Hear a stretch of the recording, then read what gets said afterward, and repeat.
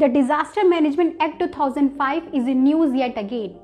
The act was enacted in the country on 26 December 2005. It came into effect in the aftermath of 2004 tsunami when the country lost thousands of lives. It was passed by the government for efficient management of disasters, including preparation of mitigation strategies, capacity building, and related matters. Prime Minister Narendra Modi serves as the head of the National Disaster Management Authority, the nodal agency which holds the mandate to lay down policies for disaster management. With the western and eastern coast of the country facing two major cyclonic storms over the last 10 days, PM Modi in his recent address of Mann Ki Baat had acknowledged the efforts of rescue teams which are part of the governing bodies set under the Disaster Management Act. The Act aims to manage disasters, including preparation of mitigation strategies, capacity building, and a lot more. The Act also designates the Ministry of Home Affairs as the nodal ministry responsible for looking after the overall national disaster management in the country.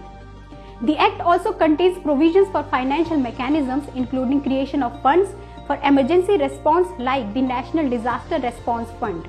Governing bodies that were set under the Act include the National Disaster Management Authority or the NDMA. It is the nodal central body for disaster management coordination with the Prime Minister as its chairperson. It is responsible for framing the policies, plans, and guidelines for disaster management to ensure an effective and strong response during any disaster.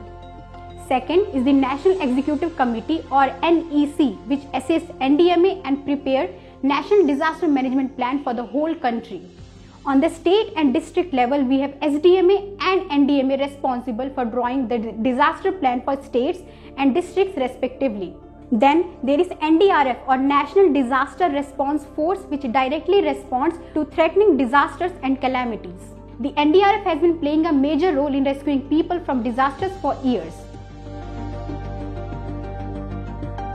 The DM Act immensely empowers the NDMA and the central government.